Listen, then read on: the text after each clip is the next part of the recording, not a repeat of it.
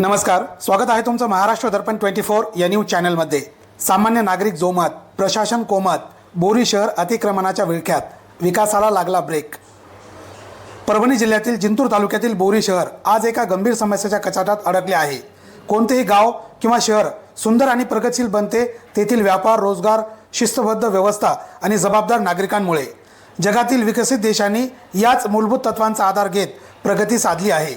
मात्र बोरी शहराचे चित्र याच्या पूर्णपणे विरुद्ध दिसत असून येथे अतिक्रमण, बेशिस्त वाहतूक आणि प्रशासनाची निष्क्रियता यामुळे शहराचा विकास अक्षरशः ठप्प झाला आहे।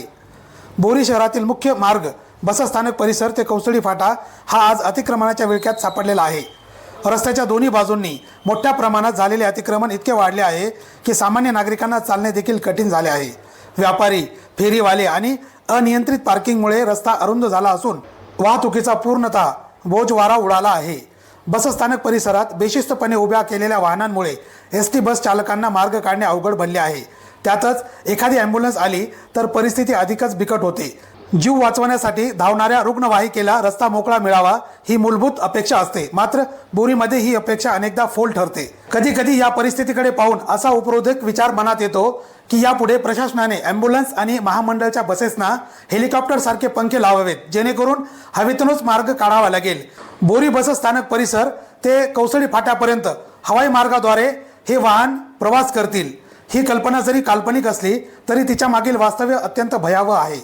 बसस्थानक परिसर हा कोणत्याही शहराचा चेहरा असतो, मात्र बोरीत याच भागात अतिक्रमण, अस्वच्छता आणि वाहतुकीचा गोंधळ दिसून येतो। शहराच्या सौंदर्यावर याचा विपरीत परिणाम होत असून बाहेरून येणाऱ्या नागरिकांवरही चुकीचा ठसा उमटत आहे।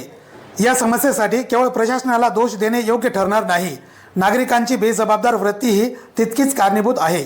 स्वतःच्या सोयीसाठी रस्त्यावर वाहने उभे करणे, अतिक्रमणाकडे दुर्लक्ष करणे आणि नियमांचे पालन न करणे या सवयींमुळेच परिस्थिती अधिकच बिघडत आहे।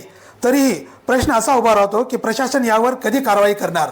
अनेक वेळा पोलीस विभाग वाहनांवर दंडात्मक कारवाई करतो, मग त्याच धर्तीवर बसस्थानक परिसर आणि कौसडी फाटा मार्गावरील अतिक्रमण हटवण्यासाठी कठोर पावले का उचलली जात नाहीत। या मार्गावरून जाणाऱ्या ॲम्ब्युलन्समध्ये जर आपलंच कोणी असेल तर आपल्याला रस्ता मोकळा हवा असतो, मात्र इतरांच्या वेळी आपणच अडथळा बनतो। ही वस्तुस्थिती नाकारता येणार नाही।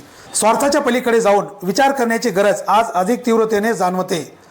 जर प्रशासनाने ठोस भूमिका घेतली आणि बसस्थानक परिसरामध्ये शिस्तबद्ध पार्किंगची व्यवस्था केली, अतिक्रमणावर कठोर कारवाई केली, नागरिकांमध्ये जनजागृती केली तर नक्कीच बोरी शहराचा चेहरा मोहरा बदलू शकतो।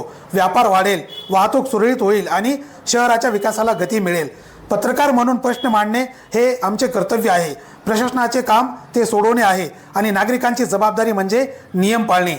परंतु जर आवाजच दाबला गेला तर प्रश्न विचारणार कोण आणि उत्तर देणार कोण?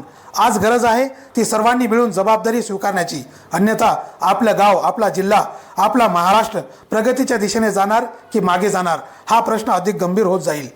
बोरी शहराला विकासाच्या मार्गावर आणायचे असेल तर आता तरी जागं व्हावे लागेल, नागरिकांनाही आणि प्रशासनालाही। ब्युरो रिपोर्ट, महाराष्ट्र दर्पण 24।